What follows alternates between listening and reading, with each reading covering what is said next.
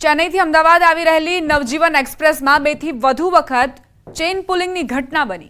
એસી બંધ હોવાથી મુસાફરોએ પરેશાન થઈ ચેઇન પુલિંગ કર્યું। ટ્રેન સુરત રેલવે સ્ટેશન રોકી મુસાફરોએ હોબાળો મચાવ્યો। સુરતમાં એન્જિનિયર્સની ટીમ દ્વારા તપાસ કરાઈ। મુસાફરોએ ગરમીના કારણે 10 મિનિટ સુધી હોબાળો કર્યો।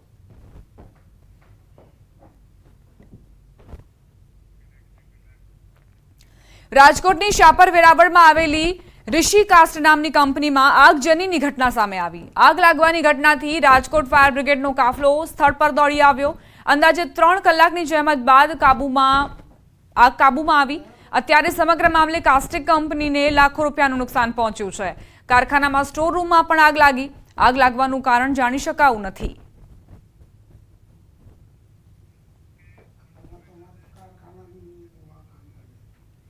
લોકસભા ચૂંટણી માટે મતદાન થઈ રહ્યું છે ત્યારે મુંબઈમાં અંબાણી પરિવારે મતદાન કર્યું।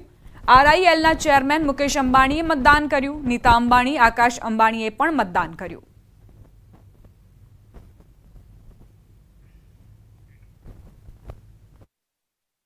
भारतीय को वोट देना चाहिए, ये मेरी सब अपने देशवासियों से अपील।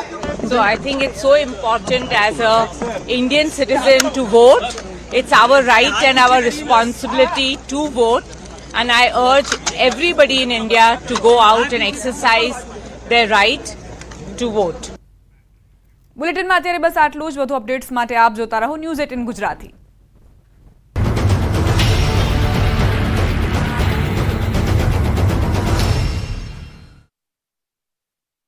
लूबी पंप्स, फ्लो नहीं फोर्स।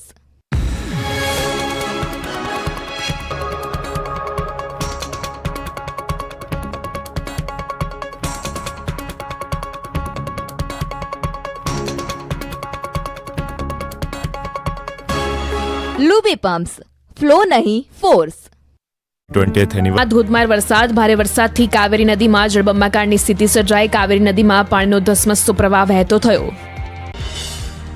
કોયમ્બતુરમાં ભારે વરસાદના કારણે શહેરમાં જળબંબાકારની સ્થિતિ સર્જાઈ। ચોમાસું બેસે તે પહેલા જ ભયંકર પૂરના મંડાણ। અનરાધાર વરસેલા વરસાદના કારણે મુખ્ય માર્ગો જળમગ્ન।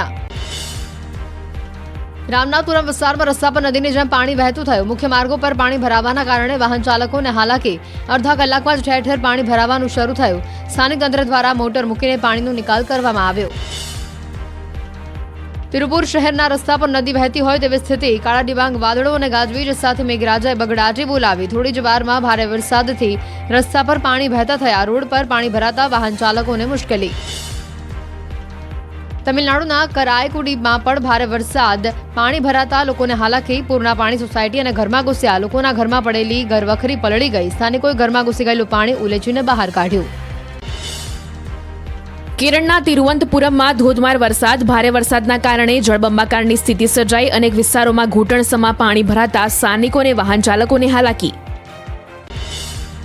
તમિલનાડુના થૂથુકુડીના વાતાવરણમાં પલટો। એકાએક વરસાદ વરસતા રસ્તા પર પાણી વહેતા થયા। વરસાદના કારણે લોકોને ગરમીમાંથી આંશિક રાહત મળી। ઊંચા તાપમાનથી હિમાલયના ગ્લેશિયર્સ ઝડપથી પીગળ્યા, જેના કારણે બદ્રીનાથ ધામમાં અલકનંદા નદીનું જળસ્તર વધ્યું। નદીમાં જળસ્તર વધવાથી નદીના કિનારે બનાવાઈ રહેલી સુરક્ષા દિવાલનું કામ પ્રભાવિત થયું। રાજ્યમાં ગરમીનું રૌદ્ર સ્વરૂપ જોવા મળ્યું। મોટાભાગના શહેરોમાં 40 ડિગ્રીને પાર પહોંચ્યો પારો। રાજ્યના 6 શહેરમાં 44 ડિગ્રીને પાર તાપમાન નોંધાયું। 3 વર્ષમાં પ્રથમવાર ગરમીનો પારો 45 ડિગ્રી પર પહોંચ્યો। વડોદરામાં હીટવેવની ગંભીર અસર। ગરમીનો પારો 43 ને પાર થતા હાર્ટ એટેકનું પ્રમાણ વધ્યું। એક જ દિવસમાં 7 લોકોના હાર્ટ એટેકથી મોત નીપજ્યા। અમરેલીમાં ગરમીનો પારો 44.6 ડિગ્રીને પાર। ગરમીના કારણે શહેરના રસ્તા બન્યા સુમસામ। અસહ્ય ગરમીથી લોકો ત્રાહિમામ પુકારી ઉઠ્યા। જૂનાગઢમાં ગરમીનો પારો 44.1 ડિગ્રીને પાર થયો। શહેરમાં ડામરના રોડ પીગળ્યા। ઝાંઝરડા ગામ તરફ જતો રસ્તો પીગળતા વાહન ચાલકોને મુશ્કેલી। થોડા સમય પહેલા જ બનાવ્યો હતો રોડ। સાબરકાંઠામાં 45 ડિગ્રીની આસપાસ ગરમીનો પારો રહેતા લોકો ત્રાહિમામ। કામ વગર બહાર ન નીકળવા આરોગ્ય વિભાગે પણ ચેતવણી આપી। સુતરાઉ કપડાં, ટોપી, સ્ટાફ પહેરવા। વૃદ્ધ, સગર્ભા, નાના બાળકોએ સાવચેતી રાખવાની ટકોર। પંચમહાલમાં ગરમીનો પારો 46 ડિગ્રીને પાર થયો। ગરમીના કારણે ગોધરામાં કર્ફ્યુ જેવો માહોલ થયો। જિલ્લાભરમાં 43 થી 46 ડિગ્રી સુધીનું તાપમાન।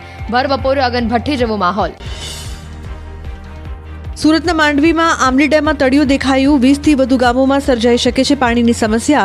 આમલી ડેમમાં 10% પાણીનો જથ્થો બચ્યો, ત્યારે ગોળધા અને લાખી ડેમનું પાણી સિંચાઈ માટે ઉપયોગ કરાતો હોવાનો તંત્રનો દાવો. વલસાડ જિલ્લામાં ખેડૂતો ડિઝાઇનર મેંગો તરફ આગળ વધ્યા. ઉમરગામના એક પ્રગતિશીલ ખેડૂતે સામાન્ય આકાર નહીં પરંતુ દિલ સહિતની વિવિધ આકારની કેરીઓ પકાવવાનો નવતર પ્રયોગ હાથ ધર્યો. ખેડૂત વિદેશમાંથી સ્પેશિયલ મોલ્ડ મંગાવી દિલના આકારની પકાવી રહ્યા છે કેરી. ધૂમધકતા તાપમાં પંચમહાલના ઘોગંબા વન વિસ્તારમાં પ્રાણીઓ માટે અલગ વ્યવસ્થા કરાઈ. પાણીની કુંડીઓ બનાવી કૃત્રિમ જળસ્ત્રોત ઊભા કરાયા. બોરવેલ કરી પવનચક્કી કે ટેન્ડર વડે કુંડીઓમાં ભરવામાં આવે છે પાણી. અમરેલીમાં મહિલા પોલીસ કર્મીએ વર્દી પહેરી રીલ્સ બનાવી. સૂર્યવંશી સોંગ સાથે ચાલુ ફરજ દરમિયાન રીલ્સ બનાવી. ચાલુ ફરજ અને યુનિફોર્મમાં રીલ્સ વિડીયો નહીં બનાવવા સૂચન છતાં ફરી વિડીયો સામે આવતા અનેક સવાલ ઉઠ્યા. પ્રતાપ દુધાતનું નિલેશ કુંભાણી પર પલટવાર. કહ્યું, ઘરની બહાર જાય તો ખ્યાલ આવે શું થાય છે. મર્દ માણસ ઘરમાં નહીં લોકોની વચ્ચે રહે છે. રાજકોટમાં કોંગ્રેસ પ્રદેશ પ્રમુખ શક્તિસિંહ ગોહિલની આગેવાનીમાં બેઠક યોજાઈ. બેઠકમાં જિલ્લા કોંગ્રેસ પ્રમુખ સહિતના નેતાઓ અને કાર્યકર્તાઓ હાજર રહ્યા. બેઠકમાં શક્તિસિંહે કહ્યું, કોંગ્રેસે સત્તાલક્ષી કામ નથી કર્યું, જનતા માટે કામ કર્યું છે. અમદાવાદમાં મદ્રેસામાં આચાર્ય પર થયેલા હુમલાને લઈ ધારાસભ્ય મહેશ કસવાલાનું નિવેદન. કહ્યું, શૈક્ષણિક સંસ્થાઓમાં આ પ્રકારની પ્રવૃત્તિ કોઈ રીતે ચલાવી લેવાય નહીં. રાજ્ય સરકાર આ મુદ્દે ઝીરો ટોલરન્સ નીતિ ધરાવે છે. અમદાવાદમાં 22 તારીખે કોંગ્રેસ પક્ષની બેઠક મળશે. કોંગ્રેસ પ્રભારી મુકુલ વાસનિક, પ્રદેશ પ્રમુખ અને લોકસભા ચૂંટણીના ઉમેદવારો પણ બેઠકમાં હાજર રહેશે. ચૂંટણીમાં પાર્ટી વિરુદ્ધ કામ કરનારાઓનો પણ અહેવાલ મંગાવાશે. પ્રયાગરાજમાં રાહુલ ગાંધી અને અખિલેશ યાદવની સંયુક્ત રેલીમાં હોબાળો. રાહુલ અખિલેશ સ્ટેજ પર પહોંચતા જ સમર્થકો બેકાબુ. સુરક્ષા કોર્ડન તોડી સ્ટેજ પાસે પહોંચ્યા. અખિલેશ અને રાહુલ ગાંધીએ લોકોને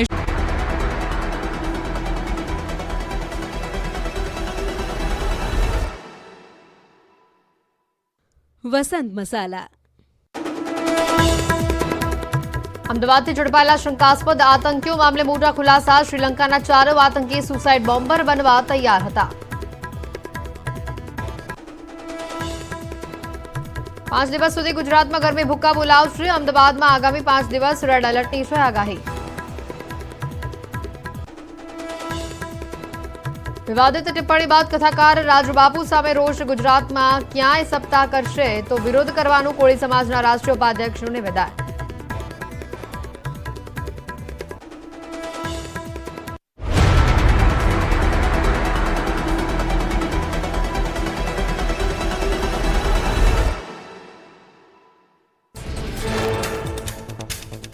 અમદાવાદમાં ચંડોળા તળાવ પાસે ભીષણ આગ લાગી. બીઆરટીએસ વર્કશોપ પાસે ઓઇલ અને પ્લાસ્ટિકના ગોડાઉનમાં આગ લાગી. ફાયર બ્રિગેડે ભારે જહેમત બાદ આગ પર મેળવ્યો કાબુ. ઉદયપુરના ઝાડોલમાં ચાલતી ઓટો રિક્ષામાં આગની ઘટના બની. ઓટો ચાલક સહિત 2 યુવકોએ રિક્ષામાંથી કૂદીને પોતાનો જીવ બચાવ્યો. શોર્ટ સર્કિટના કારણે ઓટો રિક્ષામાં આગ લાગી હોવાનું પ્રાથમિક અનુમાન. સવાઈપુર વિસ્તારમાં પેપર મિલનું વેસ્ટેજ ભરીને જઈ રહેલા એક ટ્રકમાં અચાનક આગ લાગી. થોડી ક્ષણોમાં ટ્રક બળીને ખાખ. ટ્રક ચાલકે ટ્રકમાંથી કૂદી